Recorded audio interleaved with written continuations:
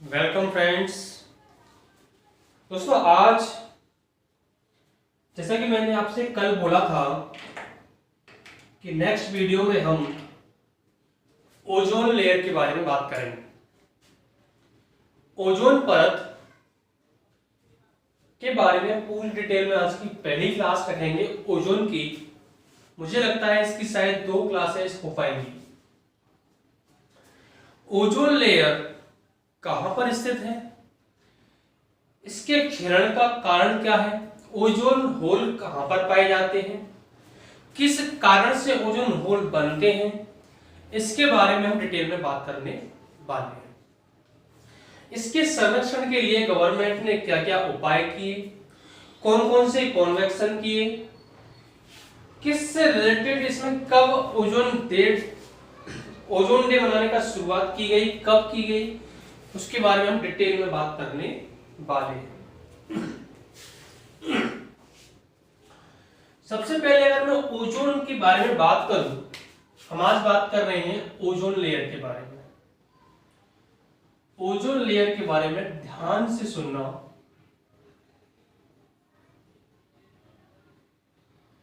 Ozone layer, ozone परत। सबसे पहले अगर मैं ओजोन की बात करूं कि ये जो है कहां पर पाई जाती है। ओजोन लेयर हमारे वायुमंडल में 5 प्रकार की परतें पाई जाती हैं, जिनमें से एक परत है स्ट्रेटोस्फीयर, समताप मंडल। ये जो है ये समताप मंडल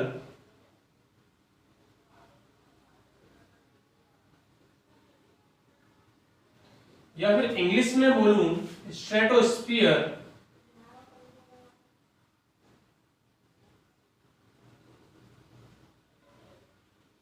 में पाई जाती है।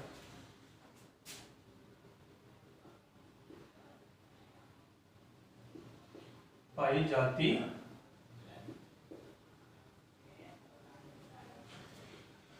ये जो है ओजोन लेयर समताप मंडल में पाई जाती है।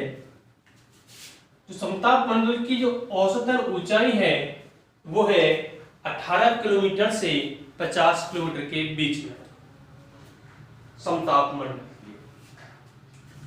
ठीक है ना। जो ओजोन लेयर की सबसे अधिक मोटाई, सबसे अधिक मात्रा में जो ओजोन लेयर पाई जाती है, ये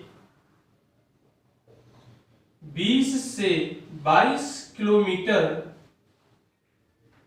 की ऊंचाई पर पाई जाती है, की ऊंचाई पर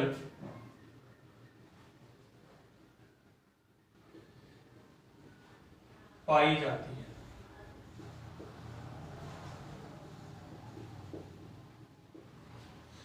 कितनी ऊंचाई पर पाई जाती है? 20 से 22 किलोमीटर की ऊंचाई पर पाई जाती है।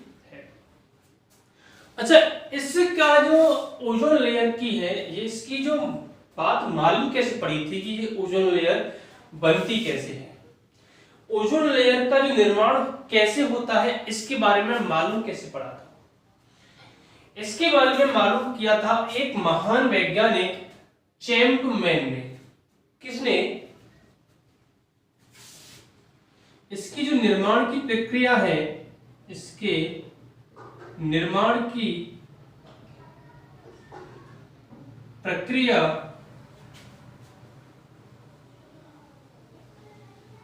के बारे में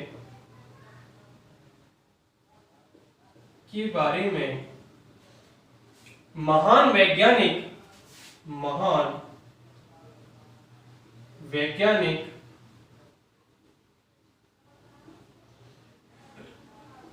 चैंपमैन ने बताया। चैंपमैन ने बताया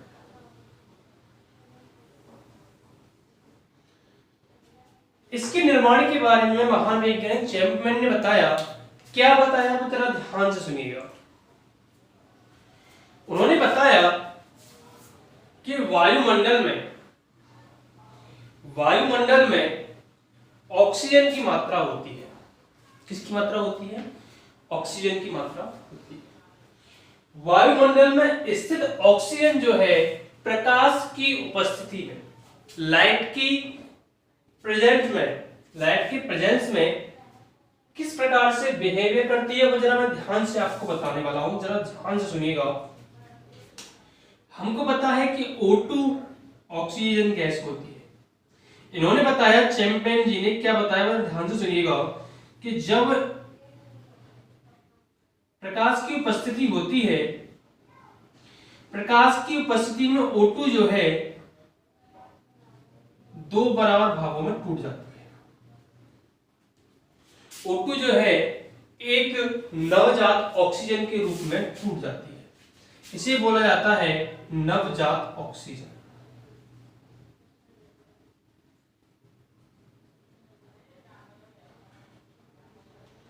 क्या बोला जाता है? नवजात ऑक्सीजन। मतलब जैसे कि ऑक्सीजन का निर्माण होता है उस समय जो ऑक्सीजन बोला जाता है, पहला चरण जो ऑक्सीजन के निर्माण में होता है उसे बोलते हैं नवजात ऑक्सीजन। इंग्लिश में इसे ही बोला जाता है नेसेंट ऑक्सीजन।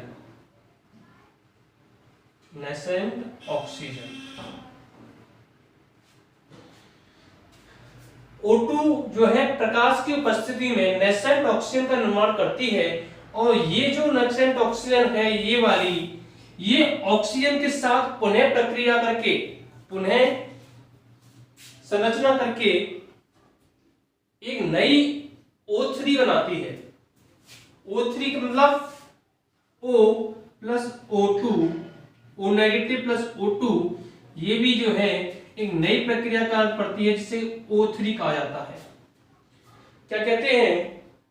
O3 कहते हैं। जो O नवजात ऑक्सीजन और ऑक्सीजन मिलकर O3 का निर्माण करते हैं, इसे ही O3 को क्या कहा जाता है? ओजोन कहा जाता है। O3 को क्या कहा जाता है? ओजोन कहा जाता है। O3 कैसे बना? नेसेंट ऑक्सीजन और ऑक्सीजन के इस मिश्रण से ओजोन की परत बनकर तैयार होती है। इस पर आधारित चैंपियन ने चैंपमैन साइकिल नाम दिया। अब वो चैंपमैन साइकिल क्या है? यहां से ये प्रक्रिया हो गई, और यहां से आगे फिर ऑक्सीजन जो है प्रकाश की उपस्थिति में दो भागों में टूट जाएगा, O2 और O नेगेटिव। ये जो है प्रक्रिया आगे क्रम से इसी प्रकार से बढ़ती रहती है। ऑक्सीजन टूटता है, ओजोन बनता है, ओजोन टूटता है, ऑक्सीजन बनता है। इसी प्रक्रिया को चैंपमैन ने अपना नाम दिया। क्या नाम दिया? चैंपमैन साइकिल। क्या नाम दिया? इसे नाम दिया गया चैंपमैन साइकिल। इस वाली पूरी प्रक्रिया को क्या नाम दिया गया? चैंपमैन साइकिल। चैंपमैन साइकिल मतलब चैंपमैन चक्रीय क्रम, इस वाली प्रक्रिया को नाम दिया गया। किसने दिया? चैंपमैन। इतना आपको समझ में आ गया होगा कि ओजोन निर्माण कैसे होता है। ठीक है। अच्छा, इसका कार्य क्या है? ओजोन का कार्य क्या है? ओजोन लेयर जो है वायुमंडल में उपस्थित है। ये जो है सूर्य से आने वाली अल्ट्रावायलेट रेज, पराबैंगनी किरणों को पृथ्वी पर आने से रोकती है।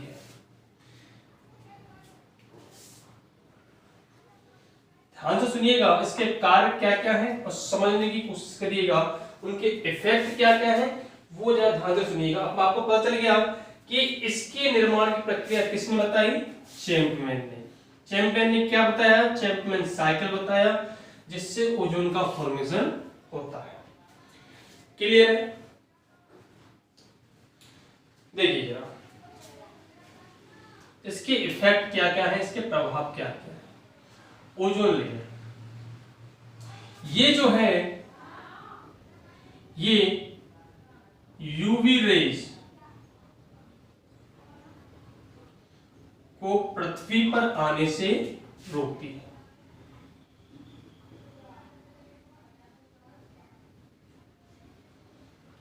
आने से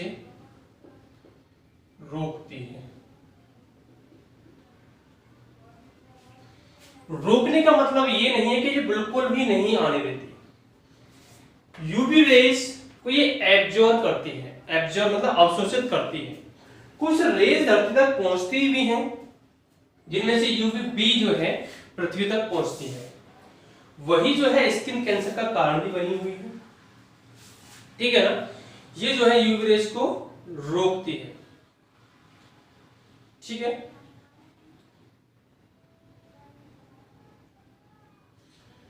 अच्छा, अब आप लोगों ने सुना होगा ये जो रोकती है कि समताप मंडल में ये स्थित रहती है, कि समताप मंडल में क्या होता है, मौसम जो है साफ रहता है। क्यों रहता है, वह इसी का कारण है। कैसे रहता है कि ये जो है, ये रोकने का मतलब मैंने बताया कि रोकने का मतलब रोकती नहीं है, सिर्फ वो जो है एब्जॉर्ब कर लेती है। ये यूवी रेस को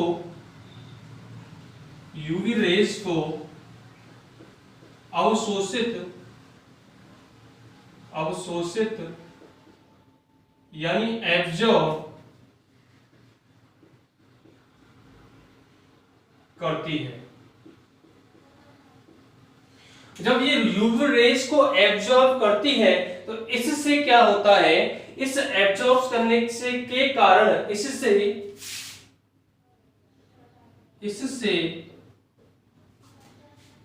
ओजोन का तापमान बढ़ता है।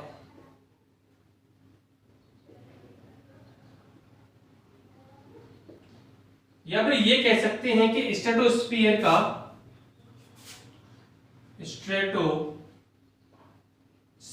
का तापमान बढ़ता है। समताप मंडल का इस कारण से तापमान बढ़ता है, तो इस तापमान बढ़ने के कारण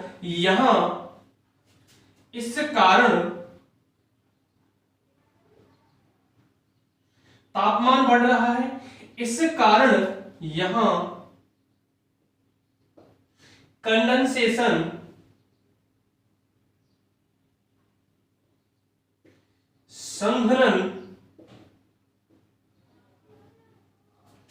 संघनन की क्रिया नहीं होती।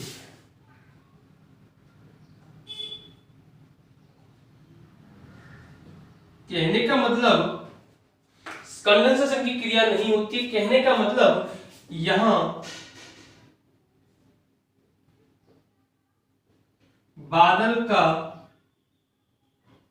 बादलों का फॉर्मेशन या निर्माण नहीं होता है, निर्माण नहीं होता है।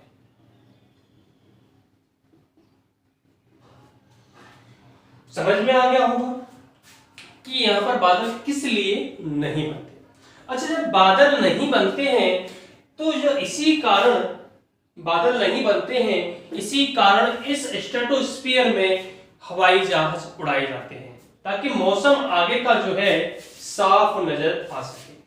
क्लियर है, इतना आपको समझ में आ गया होगा, ठीक है ना। इतना आपको समझ में आ गया होगा कि क्यों यहां पर बादलों का निर्माण नहीं होता है, ठीक है।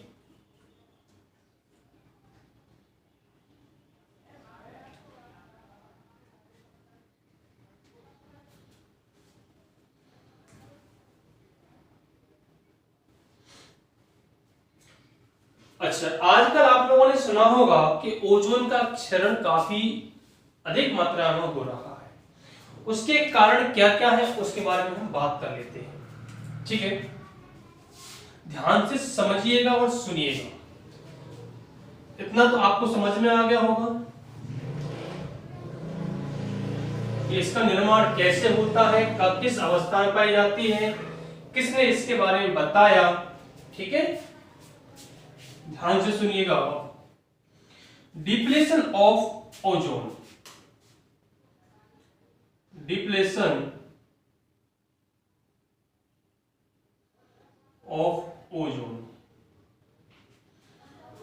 का क्षरण, ओजोन का क्षरण, इसके क्या क्या कारण है, जरा ध्यान से सुनिएगा, ठीक है ना। ओजोन के क्षरण के कारण से पहले ये देखा, ये जो क्षरण हो रहा है ओजोन का, इसके बारे में देखा किसने, समझा किसने था, वो उस व्यक्ति का नाम क्या था। इसको देखने वाला, इसे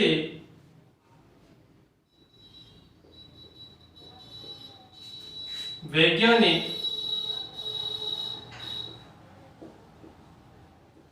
फोरमैन के द्वारा देखा गया। फोरमैन ने देखा, किसने देखा, फोरमैन ने देखा। कि क्या देखा, उन्होंने देखा कि जो ओजोन लेयर है उसकी स्थिति पोल्स पे कुछ और है, ध्रुवों पर कुछ और है और भूमध्य रेखा पर कुछ और है। इसका कारण क्या है? उन्होंने कई बार इसके बारे में बहुत सोचा, उन्होंने जो नतीजे निकाले उसके कई कारण निकाले। वो क्या क्या कारण है, अगर ध्यान से एक एक कारण के बारे में डिटेल में बात करते हैं। इसके जो कारण है वो क्या क्या है, इसके जो कारण है वो क्या क्या है। नंबर 1 पर अगर हम बात करें, सबसे मेन कारण इसका है CFC। CFC, CFC का मतलब होता है क्लोरोफ्लोरोकार्बन। क्या होता है? क्लोरोफ्लोरोकार्बन। इसे क्या बोला जाता है? इसे बोला जाता है क्लोरोफ्लोरोकार्बन।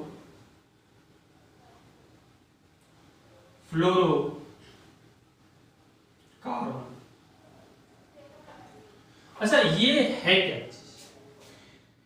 CFC ये जो एक गैस है, ये कूलेंट है। क्या है?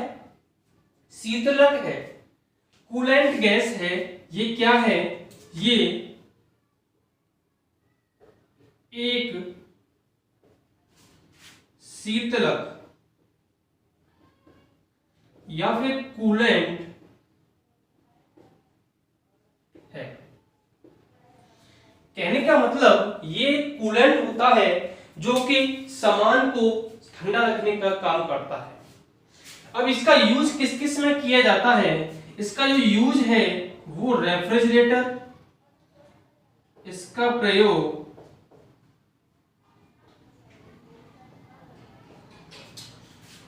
AC,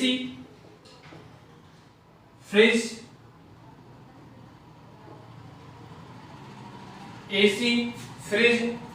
ठीक है ना, कोल्ड स्टोर आदि में किया जाता है। इसका स्टोर, कोल्ड स्टोर आदि में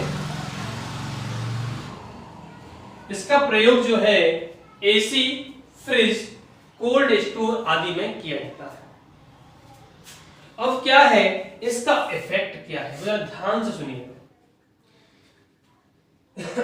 CFC गैस जो है इस AC से निकलती है, फ्रिज से निकलती है, कोल्ड स्टोर से निकलती है। अब क्या है, ये जो CFC है, ये वायुमंडल में जैसे जो ऊपर उठती है, तो ये जो है हमारी वायुमंडल में एक एयर है जिसे कहते हैं पछुआ पवन। पवन है एक पछुआ पवन, वो जो है इस CFC को उड़ा करके, अपने साथ उड़ा करके ध्रुवों की ओर ले जाता है, पोल्स की ओर ले जाता है। पोल्स पर होता क्या है, जैसे ये पोल्स पर पहुंचती है तो वहां पर जैसे इस पर लाइट का इफेक्ट पड़ता है तो इसमें से जो क्लोरीन अलग हो जाती है, ये क्लोरीन को रिलीज कर देती है। क्लोरीन को रिलीज करने के बाद क्लोरीन गैस जो है ओजोन लेयर तक ऐसे पहुंचती है, ऊपर पहुंचती है, तो ऑक्सीजन से क्रिया करती है। जब ऑक्सीजन से क्रिया करती है तो क्लोरीन जब ऑक्सीजन से क्रिया कर लेती है तो वो जो है उसके एक एक जो क्लोरीन है, एक क्लोरीन गैस जो है कम से कम, एक क्लोरीन गैस कम से कम 1 लाख ओजोन पार्टिकल्स को नीचे गिरा देती है। कितने पार्टिकल्स को नीचे गिरा देती है? एक क्लोरीन जो है 1 लाख ओजोन पार्टिकल्स को नष्ट कर देती है। जब क्लोरीन 1 लाख ओजोन पार्टिकल्स को नष्ट कर देती है, जिससे क्या होता है? ओजोन का क्षरण होता है। ओजोन का क्षरण होता है। मेन कारण एक तो ये हो गया आपका ओजोन, CFC। सेकंड है carbon monoxide. Carbon monoxide CO, इसे कहते हैं कार्बन मोनोऑक्साइड। कार्बन मोनोऑक्साइड, ये जो CO है, CO कार्बन ऑक्साइड मोनोऑक्साइड, ये जो है इसे दम घोटू गैस भी कहते हैं। वाहनों से ये जो गैस निकलती है, मोटर बाइकों से ये गैस निकलती है, ये भी जो है वायुमंडल में ऊपर उठती है। जब ये वायुमंडल में ऊपर उठती है तो ये जो है CO कार्बन मोनोऑक्साइड, इसमें एक ऑक्साइड और मिलता है तो ये कार्बन डाइऑक्साइड बन जाती है। जब कार्बन डाइऑक्साइड गैस का फॉर्मेशन होता है तो क्या होता है? कार्बन डाइऑक्साइड गैस अपने आप में भारी गैस होती है। भारी गैस होने के कारण वो भी जो है ऑक्सीजन को नीचे, कार्बन डाइऑक्साइड गैस जो है नीचे आ जाती है। तो उससे भी क्या होता है कि ओजोन लेयर का क्षरण होता है। कितना क्लियर हुआ? इसके अलावा 2 गैस और हैं, एक सल्फर के ऑक्साइड भी इसी प्रकार के कार्य करते हैं और एक नाइट्रोजन के ऑक्साइड भी इसी प्रकार के कार्य करते हैं। क्लियर हुआ? क्लियर हुआ? ठीक है ना। अब इसके क्षरण से प्रभाव क्या पड़ते हैं उसके बारे में बात कर लेते हैं। ये तो आपको मालूम पड़ गया कि क्षरण इसका होता कैसे है, ओजोन का क्षरण होता कैसे है, इसके प्रभाव क्या है, वो जरा बात करते हैं डिटेल में। ठीक है ना।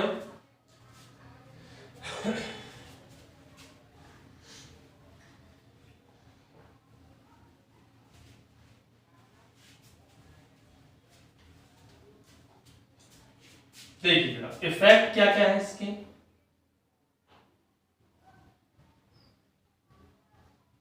प्रभाव किसके? ओजोन लेयर के प्रभाव नहीं है, इसके डिप्लेशन के प्रभाव क्या क्या है, क्षरण के प्रभाव क्या क्या है। इफेक्ट ऑफ डिप्लेशन लिख देता हूं ऊपर, इफेक्ट ऑफ डिप्लेशन। ओजोन क्षरण के प्रभाव क्या क्या है। सबसे पहले तो मैं आपको बता दूं कि इसके क्षरण के प्रभाव क्या क्या है। सबसे पहला, सबसे मेन जो है स्किन कैंसर। कौन सा है? नंबर 1 पर अब जब बात करूं, इसका प्रभाव है स्किन कैंसर।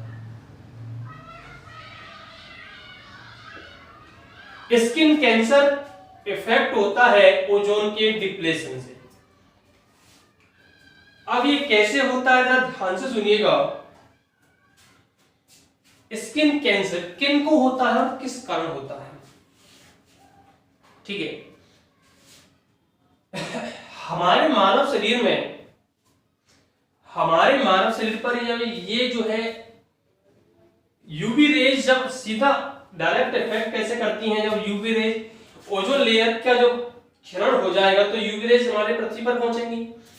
पृथ्वी पर जब पहुंचेंगी तो ये ह्यूमन लाइफ को इफेक्ट करेंगी। ह्यूमन लाइफ की मतलब मानव की स्किन पर लाइट पड़ेगी, ये वाली यूवी रेज पड़ेगी, तो उससे क्या होता है, स्किन कैंसर होने के चांस होते हैं। लेकिन किन को होते हैं वो जरा ध्यान से सुनिएगा। मानव शरीर में, मानव शरीर की त्वचा में, मानव शरीर की त्वचा में एक मेलेनिन नाम का पिगमेंट पाया जाता है। मानव शरीर की त्वचा में एक मेलेनिन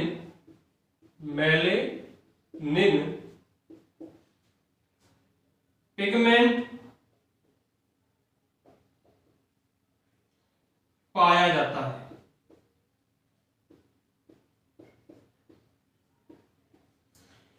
ये जो पिगमेंट है, मेलेनिन पिगमेंट है, ये वाला इंपोर्टेंट है।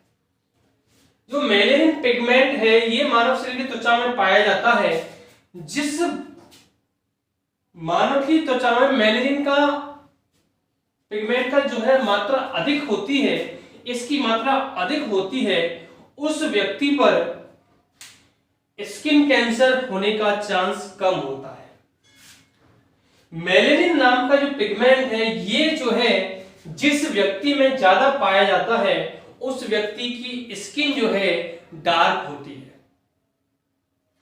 सांवली स्किन होती है, काली स्किन होती है मेलेनिन पिगमेंट अधिक होने के कारण। जिस व्यक्ति के शरीर में मेलेनिन पिगमेंट होता है उस व्यक्ति का स्किन कैंसर होने के चांस बहुत कम होते हैं।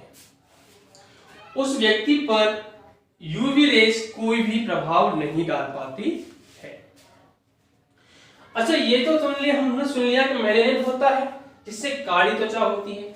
एक बात क्यों बायोलॉजी का है वो भी मैं बता दूं आपको कि गोरी त्वचा किससे होती है, साफ त्वचा किससे होती है। मेलेनिन पिगमेंट को रोकने के लिए मानव मस्तिष्क से एक ग्लैंड में से, ग्लैंड कौन सा, पीनल ग्लैंड से एक मेलाटोनियम हार्मोन निकलता है। कौन सा हार्मोन निकलता है, मेलाटोनियम। यहां लिख देता हूं,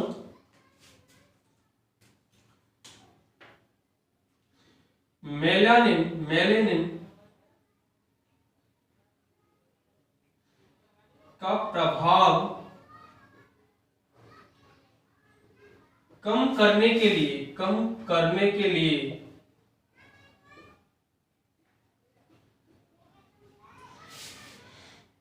मस्तिष्क में उपस्थित मस्तिष्क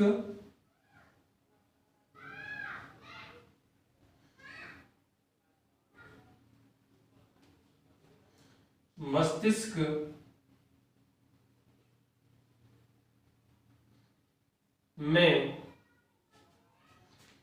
पीनल ग्रंथि से एक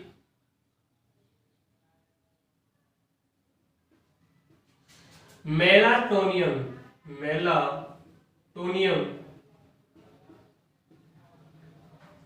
हार्मोन निकलता है।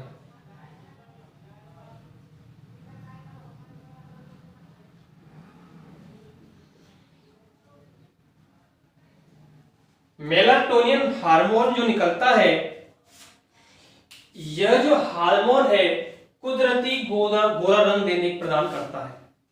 यही हार्मोन जो है इस हार्मोन के कारण मनुष्य को या मानव को कुदरती गोरा रंग प्रदान होता है, जिससे क्या होता है, व्यक्ति की चमड़ी जो है, त्वचा जो है साफ हो जाती है, त्वचा जो है क्लियर व्हाइट नजर आती है। लेकिन अब व्हाइट त्वचा वाले व्यक्ति पर यूवी रेज इफेक्ट डालती है, उसे स्किन कैंसर होने का खतरा बना रहता है। ठीक है ना, नंबर 1 आपको समझ में आ गया, स्किन कैंसर होने का चांस रहता है। दूसरा जो है, दूसरा प्रभाव क्या है इसका, सेकंड है तापमान में वृद्धि। तापमान में वृद्धि,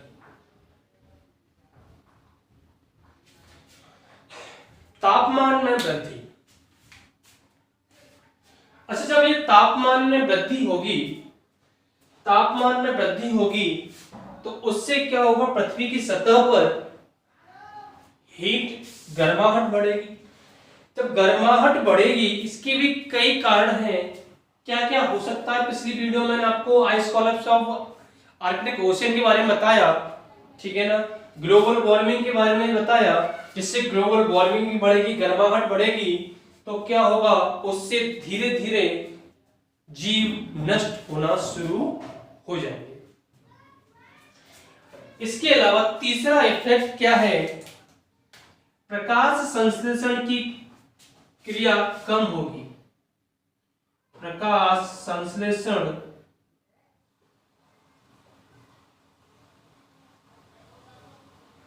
की क्रिया